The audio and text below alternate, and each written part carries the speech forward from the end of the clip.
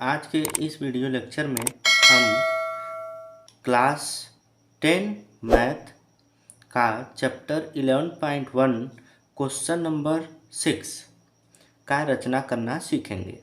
ठीक है, चलिए। तो क्वेश्चन हम आपके लिए पढ़ दे रहे हैं। आपके स्क्रीन पर दिख रहा होगा क्वेश्चन।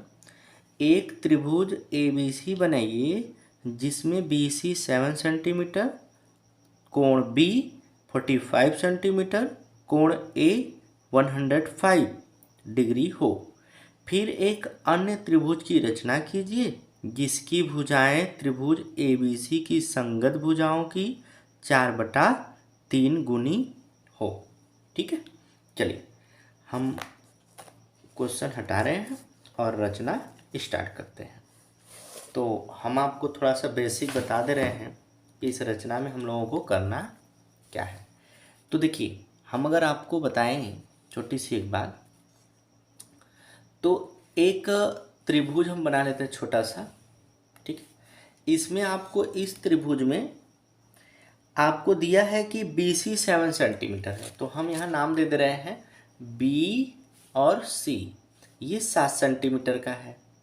और आपको कोण दिया है, कोण B बराबर 45 सेंटीमीटर है। और एक कोण दिया है, कोण A बराबर 105 डिग्री है। ठीक है, आपको तीसरा कोण C आपको नहीं पता है। ठीक है, चलिए। तो हम लोग क्या करते हैं इसमें कि पहले तो इस तीनों कोणों को हम लोग पता कर सकते हैं। दो तो पता ही है, तो तीसरा भी पता हम कर सकते हैं आसानी से। कैसे? क्योंकि आप जानते हैं कि त्रिभुज के जब हम तीनों कोणों को जोड़ देते हैं तो वो आते हैं 180 के बराबर। इसका मतलब कि सर A और B का अगर हम मान रख दें यहाँ 45 degree plus 105 degree plus C बराबर 180, तो इन दोनों को अगर जोड़ते हैं 105 और 45 तो आपका आ जाएगा 150 डिग्री प्लस कोण C बराबर 180। अब अगर 150 को आप इस पक्ष में ले आते हैं तो 180 से 150 को जब घटाएंगे आप, माइनस करेंगे, तो आपका बचेगा क्या? आएगा आपका 30 डिग्री। 30 डिग्री ये C भी आपका मिल चुका है।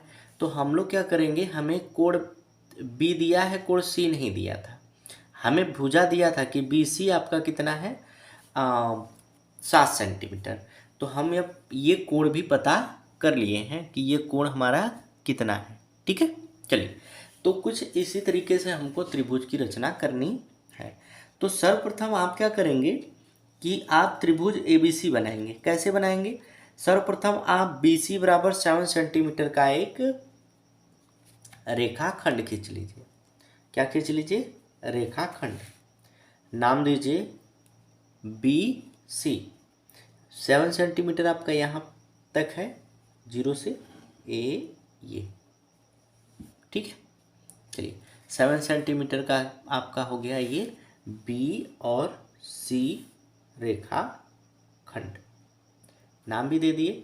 अब आपको यहाँ देखिए, आपको C कितना 30 डिग्री है, तो आपको C पे 30 डिग्री का कोण बनाना है। कैसे बनाएंगे आप? मेरे पास चाँदा नहीं है, नहीं हम चाँदा से बनाते। चाँदा नहीं है तो हम प्रकार से भी बना सकते हैं। तो आप कैसे बनाएंगे? C पे प्रकार का नोखा रखिए, केंद्र मानिए C को, और एक चाप लगाइए कुछ इस तरीके से। और ये चाप BC को जहाँ पे प्रतिच्छेद किया है, आप इस प्रकार का त्रिज्या बदले ना, आप उतना ही त्रिज्या लिए एक चाप के ऊपर लगा दीजिए। तो आप देखेंगे कि एक तो आपको पॉइंट यहाँ मिल गया, एक ये जो BC को कट किया था यहाँ एक पॉइंट है। तो आप क्या करिए कि इनका भी अर्धक करिए, थोड़ी सी दूरी और ले लीजिए। यहाँ पे एक चाप लगा लीजिए इधर, और एक चाप यहाँ से। तो ये जो कोण बना था इसके पहले, ये कोण आपका बना था 60 डिग्री का। अब हम इस 60 का हाफ कर दिए।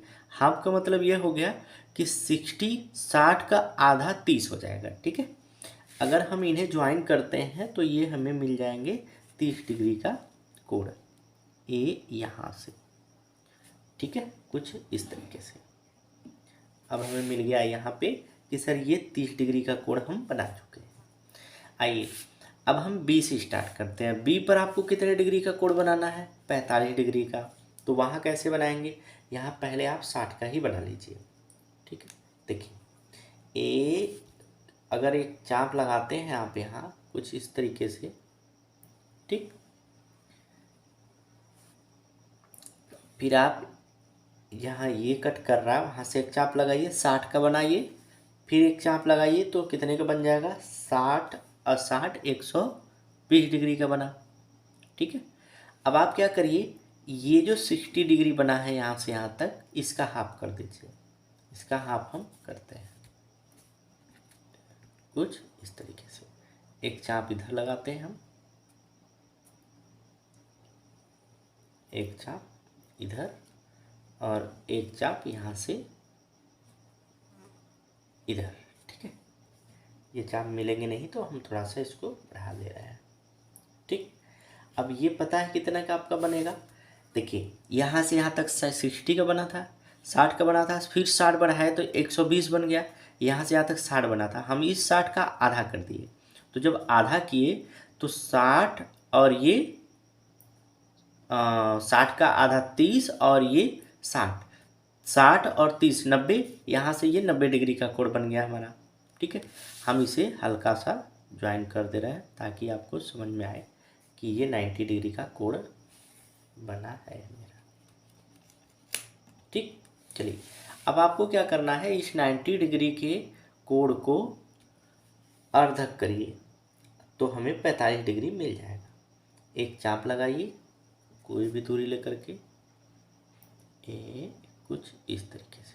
ठीक है, अब क्या करिए कि जहाँ ये कट कर रहा था वहाँ से एक चाप लगाइए इस तरीके से। तो ये मिल जाएगा आपका एक पॉइंट ये, और बी से आप एक रेखाखंड खींच दीजिए कुछ इस तरीके से। ठीक है, तो अब आप देखेंगे कि आपका बी सी और यहाँ पे ए नाम दे दीजिए ए। ठीक, ये आपके बन के तैयार हो जाता है त्रिभुज ए बी सी। आपको अब एक अन्य त्रिभुज की रचना करनी है जिसकी भुजा इसकी संगत भुजा की 3/4 गुनी है। ठीक है, हम आपको पहले वीडियो लेक्चर में ये बताए थे कि अगर अंश आपका बड़ा है तो आपका जो त्रिभुज बनेगा वो दिए गए त्रिभुज से बड़ा बनता है।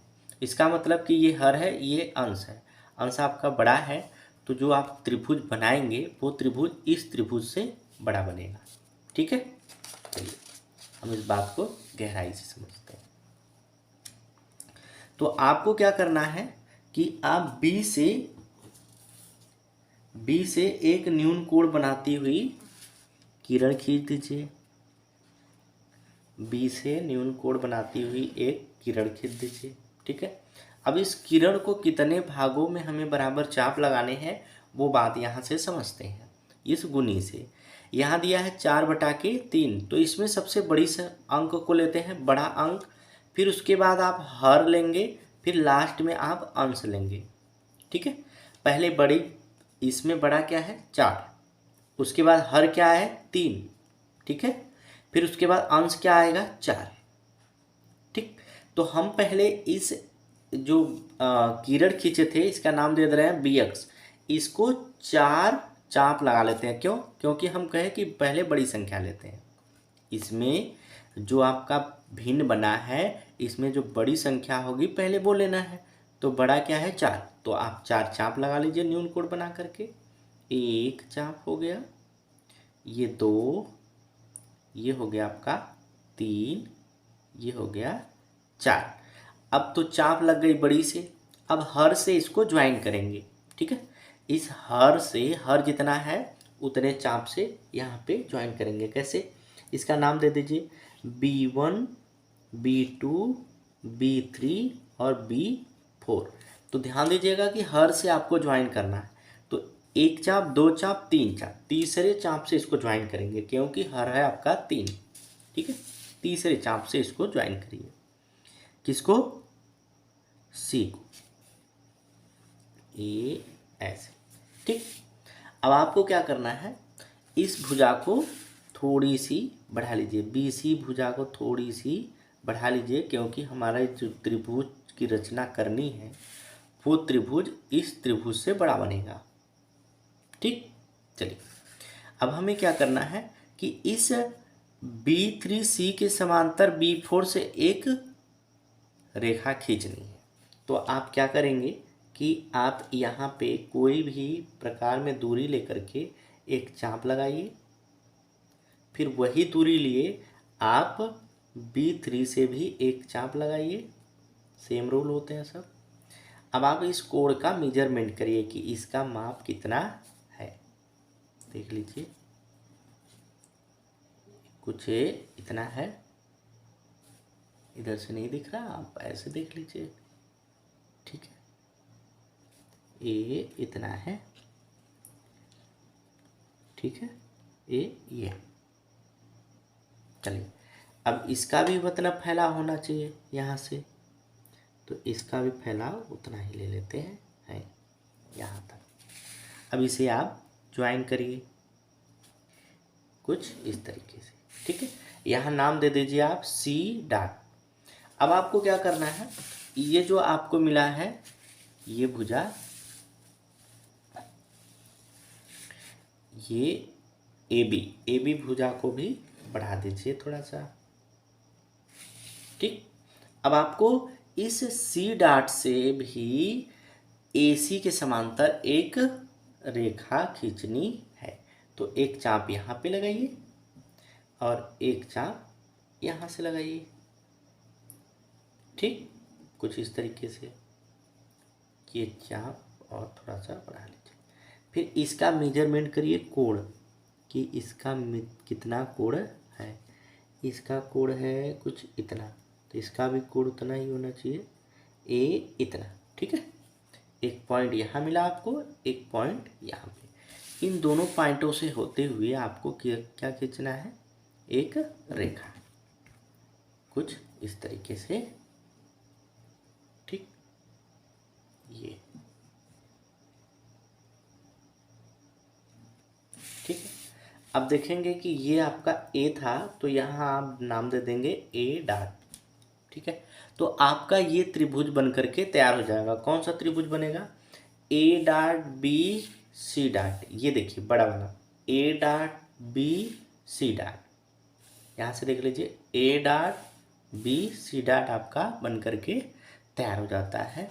ठीक, अब आपको रचना के चरण भी लिखने को आते हैं, तो हम रचना के चरण भी सीखते हैं कि आपको रचना के चरण कैसे लिखने हैं। ठीक है, चलिए स्टार्ट करते हैं रचना के चरण। रचना के चरण और लिखेंगे आप सर्वप्रथम क्या किए थे कि B और C, BC 7 सेंटीमीटर का BC 7 सेंटीमीटर लिया, बिंदु B पर कोण B बराबर 45 डिग्री तथा C पर कोण 30 डिग्री बनाया, जिससे त्रिभुज ABC प्राप्त हुआ। यहाँ पे आप 30 डिग्री का कोण बनाए और यहाँ 45 डिग्री का कोण बनाए, जिससे हमारा त्रिभुज ABC बन करके प्राप्त होता है। बिंदु B पर एक न्यून कोण बनाया, बिंदु B पर एक न्यून कोण बनाया, जिसे 4 बराबर भागों में विभाजित किया, जिसे 4 बराबर भागों में विभाजित किया। B3C को मिलाया, B3C को मिलाया। ठीक है, तथा इसके समांतर B4C डॉट खींचा, जो BC को आगे बढ़ाने पर C डॉट पर काटती है। इसी प्रकार C डॉट पर AC के समांतर रेखा A डॉट C डॉट खींचा, जो AB को आगे बढ़ाने पर A डॉट पर प्रतिच्छेद करती है। अतः त्रिभुज A dot B C dot बन करके तैयार होता है। यही अभिष्ट त्रिभुज है। यह आपका रचना हो गया। आइए हम रचना के औचित्य भी देख लेते हैं। आपको रचना के औचित्य भी आते हैं। पूछ देता है। और इस प्रश्नावली जो 11.1 है इसमें सबसे ऊपर लिखा हुआ है कि आप रचना के औचित्य भी दीजिए। ठीक, तो आप ध्यान देंगे कि ए डॉट सी डॉट कहाँ है, ए डॉट सी डॉट, ये बड़ी वाली भुजा और ये छोटी वाली भुजा, ये आपस में क्या है, समांतर है। जब ये समांतर हैं तो ये जो त्रिभुज होगा, ये छोटा वाला और ये बड़ा वाला त्रिभुज, ये एक दूसरे के समरूप होंगे। तो जब त्रिभुज समरूप होते हैं तो इनकी जो भुजाएं होती हैं, भुजाओं का अनुपात होता है वो आपस में बराबर होता है, भुजाओं का अनुपात बराबर होता है। तो आप देखिए त्रिभुज A dot B C dot, A dot B C dot, ये बड़ा वाला त्रिभुज और इधर छोटा वाला त्रिभुज ए बी सी।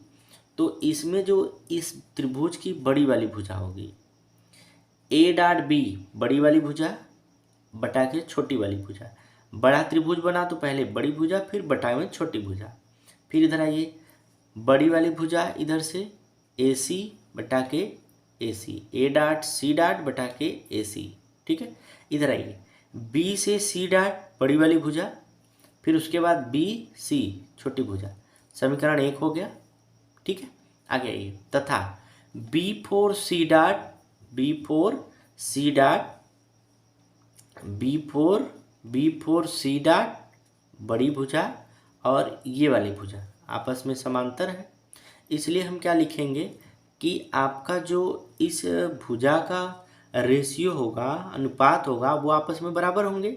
इसका मतलब कि B4 बड़ी वाली भुजा B4 बटा के B3, ठीक है, B3, ठीक है, आगे बराबर इस बड़ी भुजा के बी सी डॉट या सी डॉट बी बटा के बी सी या सी बी। ठीक है, अब देखिए ये समीकरण नाम हम 2 देते हैं।